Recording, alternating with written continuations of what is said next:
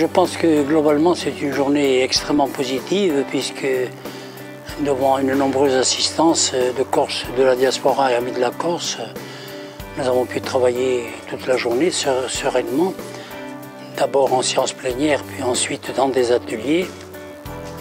Les gens sont venus de loin, il y avait une très bonne ambiance, très amicale.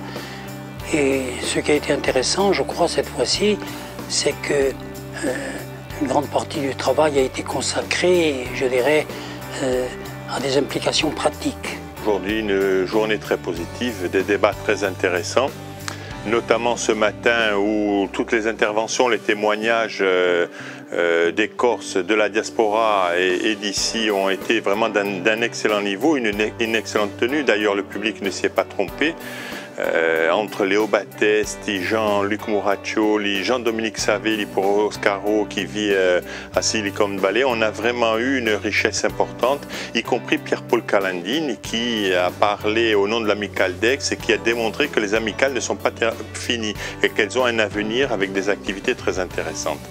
Et puis enfin, pour conclure la matinée, Vanina Bernard-Leone qui nous a fait comprendre tout le rôle que peut avoir la Fondation pour l'université et l'université dans le schéma de développement de la Corse. Alors cet après-midi, donc deux ateliers, un qui était sur la langue avec des spécialistes, si on peut dire, puisqu'on a eu Alain Dimel et Joseph Tourquine qui étaient à la baguette.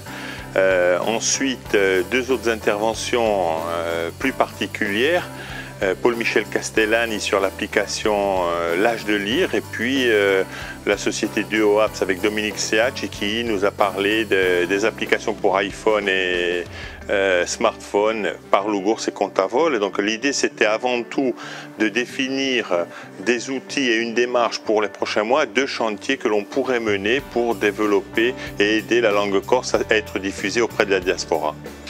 Le deuxième atelier, quand même, il faut en dire deux mots, la diffusion, le rôle de la diaspora comme élément logistique et aussi comme espace de diffusion et de marché, notamment pour l'édition musicale et pour l'édition littéraire. Nous avons eu le témoignage d'Alain Piazzolla, qui est éditeur et qui est aussi au syndicat des éditeurs corses, qui a été tout à fait parlant, quoi. Ce qu'il a dit, c'est vraiment, il nous a indiqué la voie à suivre, accélérer la diffusion, la faciliter, mettre en place des outils pour que ce marché de la diaspora, on puisse l'atteindre assez facilement.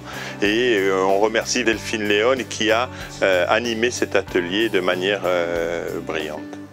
Bon, la stratégie de Corsica Diaspora aujourd'hui, il était important que nous la présentions parce qu'à la fois c'est une rupture avec ce que nous avons fait jusqu'à présent et surtout avec l'aide de la société Webzine de Campusplex, nous avons élaboré une stratégie numérique pertinente qui est en fait un réseau social qui nous est propre mais qui est intégré aux autres réseaux sociaux et qui va se brancher sur cela pour alimenter le nôtre. Ça permet une diffusion de l'information, ça permet un retour, ça permet de l'échange libre d'informations. Je crois que c'est l'outil qu'il nous fallait parce que c'est un vrai service au service de la Corse et au service de la diaspora.